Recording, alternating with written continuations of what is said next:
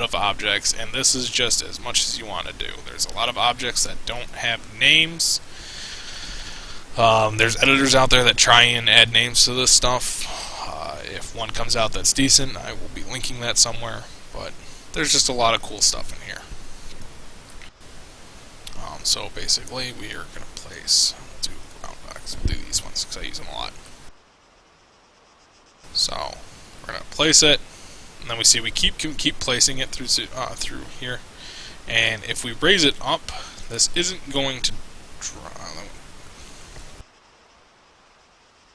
Because we have Alt Shift on. Okay, so if you see on the bottom or the side right here, the smooth placing and aligned to terrain, if I take that off, that should spawn in the middle of the air. Yep. Okay. So these are going to spawn, if you don't have a line to terrain, these things are going to spawn in the middle of the air. This is how you can build things that are going to be, you want sandbags that are stacked high and stuff like that. So, like that. Oh, there we go. Sometimes it takes a little bit to snap into place. So, keep building these, keep stacking them, and you can interact with them, obviously, as soon as they're placed and everything like that. You can't walk through it. AI are going to recognize when you place buildings or sandbags down as fortifications and use them as such. So, pretty much basic base building. The very last thing is placing like something you want destroyed. So, big thing is a radio tower. It's a really big building or device. Say you want to. I don't want to use device because it's kind of stupid. What do you wonder?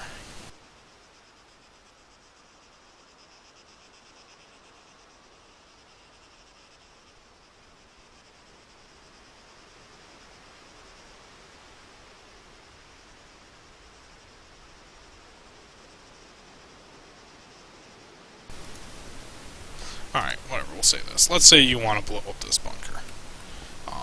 But you want to make it kill by satchel only. You can just destroyable by satchels only, add... I want to switch over to bunker large, but whatever. I'm pressing the V key. It's important. When you press keys in this, it's going to just constantly do stuff around, so it's easy to do this when you're not talking. But you just put kill by satchels only, essentially, and add it, and just tell your people when they need to bring satchels. And now this guy can only be killed by satchels. So, that's the 3D editor. That is pretty much everything there is to MCC. With triggers and everything else, there's a little bit more, but it all comes with just doing stuff over time. Now we're going to go into Zeus. Alright, and as we can see, these bag fences I have placed can now be manipulated in Zeus, but we're going to destroy all of them. You can also see these commands that I gave to these guys to cycle through and everything like that, they're going to keep doing them. And we can see the cycle and when it starts and everything like that. And that these guys are going to keep doing this, and we can manipulate these things by dragging them around in here too.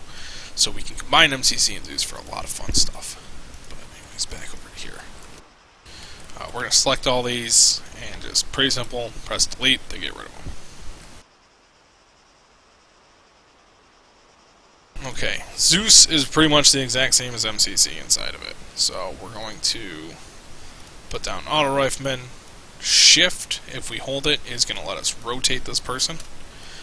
Control is going to let us assign them to somebody else. So what we can do is we can link these two, holding Control, and now they're both in a group together. Alt is going to let us drop them, and again, you see if we drop them too high, they're going to die. If we drop them from just the right height, they come in a parachute. And this is kind of a pain in the ass to do, but once you're used to it, you can do it. Get a nice plane sound overhead and everything like that, so we just want in parachuters if you want to. See, we get all the dead corpses go underneath civilian, they go underneath empty, and we can delete them really quickly through that. If they don't delete through Zeus, you have to delete them through MCC. There's a few things you spawn in MCC that just have to be deleted through Zeus.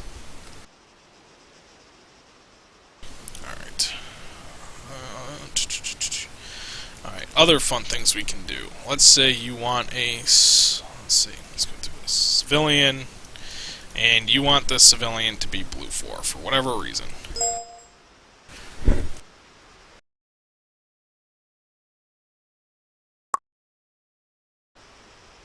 Alright, you want this civilian to be blue 4 for whatever reason. We're going to control link him to this blue 4 guy. And now we have a blue 4 civilian.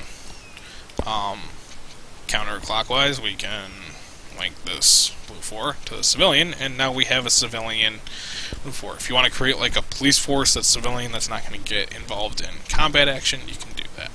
So that's a really easy way to have things swap factions. It's how I create blue 4 police forces really quickly and stuff like that. Or if you want to convert like the Russian over to blue 4 for your operation and stuff like that, you can do it that way. Alright. Alright, you guys aren't going to have this. This is why I love using R6 though. This menu is a little bit more open for me.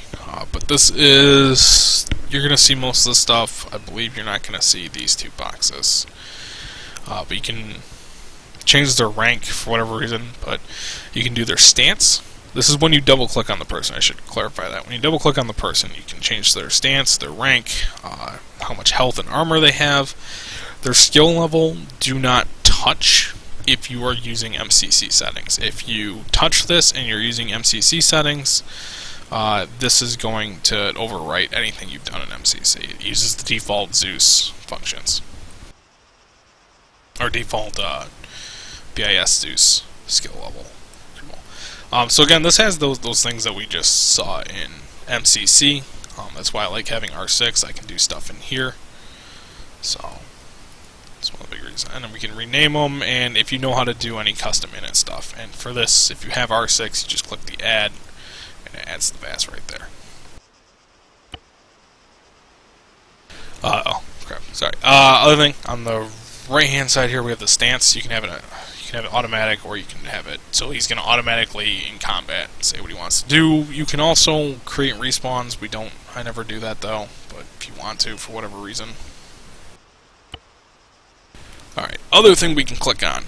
We see that all these guys have not only their player, but we have this above them. This is their group icon. So let's go over to these guys so let's show it a little bit better. This is their entire group, so we can change their call sign in here. We can alter the entire skill level of the group. We can change their formation through here. We can change how they're reacting combat, relaxed, aware, combat, stealth. We can change their speed, and we can do their stance, or we can do it as automatic. So, you know, right now it's best to leave most things on automatic unless you want them proning or standing for whatever reason consistently. Like if somebody's standing in a tower, you don't want them to ever go prone because it looks kind of stupid. So you can have them just standing in the tower at all times. Or we can have these guys go a little bit faster. So we're going to increase their speed to full. And they're going to start sprinting a little bit faster. Once they get rid of their seek and destroy mission, they're going to start basically sprinting to their next move icon and everything like that. So, and we can also have them go on really, really slow. So they're going to go a little bit slower, everything like that. It's easier to show this way. It's a little bit easier.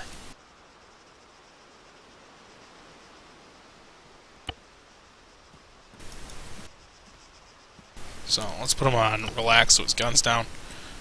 So we can see, like, if you want like a just walking around patrol, that's what's really, really cool is have him on that. Alright.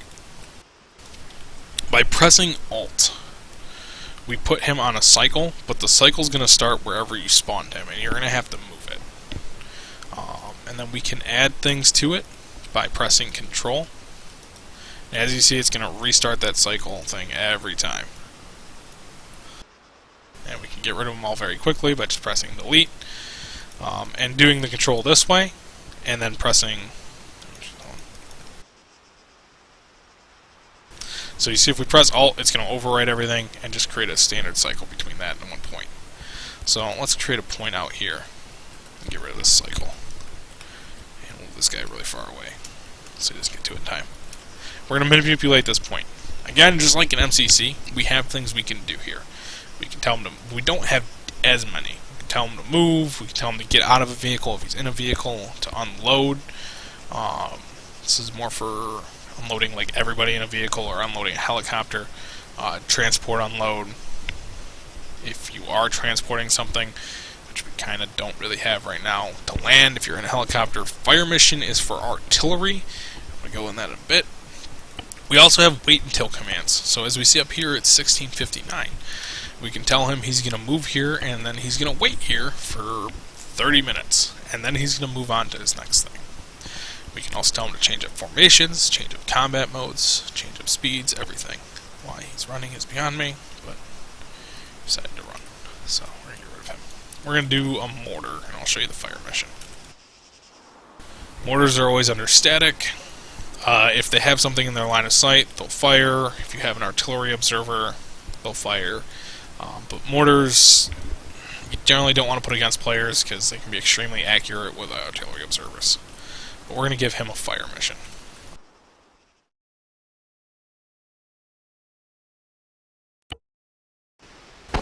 He is going to fire exactly at this waypoint.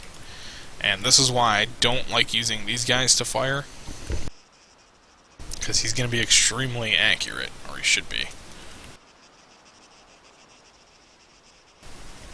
Mortars take a while to come down, obviously, because it's coming in a very long arch, so just wait for it.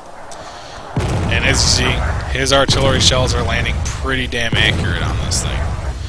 We can change that with the MCC aiming skill, and he's going to keep firing and firing until we get rid of this fire marker. So,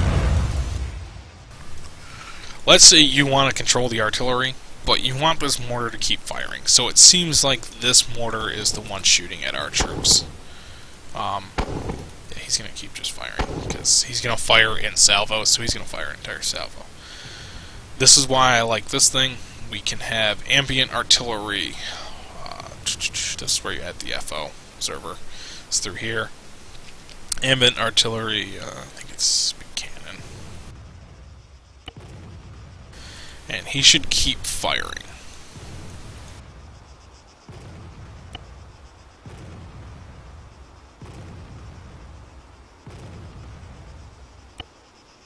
Might start a bit. I've never done this. I've always done this with bigger artillery, not mortars.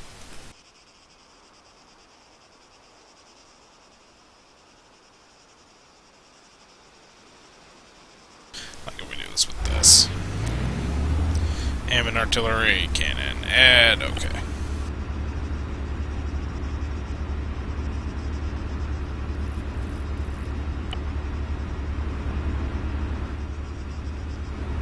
He should start. Yeah, there we go. Alright, he's going to keep firing his cannon. If it has rockets, they're going to keep firing rockets, but as you can see, his gun's pointed directly there, and he's not actually shooting anything. He's just shooting to shoot, and that just kind of gives us a little bit of ambience to the mission. Get rid of him easily. Alright, other things with Zeus. Okay, so we have, we went over this kind of earlier, but we have the pre-built things. The only thing I really use from this is the roadblocks now, but these place like camps automatically, and then you can manipulate them if you don't want to build your own base and take the time to build all these objects and find them, or you can build this and manipulate your own base. So this is already pre-built. We can just take things and drag them out, and expand it, and do whatever we want to it. So it's all kind of up to you to what you want to do. Checkpoints, these are for just the racing stuff, so if you're creating a racing course, just heads up. Alright, so we went over hijacking. We're going to go over Zeus direct control in a minute, but animals, if you ever want to screw around with them, audio. This is where I prefer to do this instead of in the MCC stuff. You can play like quick radio message, stuff like that. You can put chem lights down really quickly. So if you want to mark pass or mark something, whatever, you can do that with the chem lights.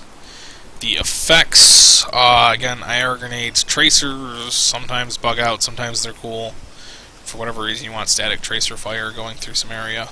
Environment, post-process, pretty much don't ever touch this unless you're doing like a scripted type thing that turns, changes the color of the game, kind of pisses people off. And then skip time. Again, we can do this with the MC. This is a slide.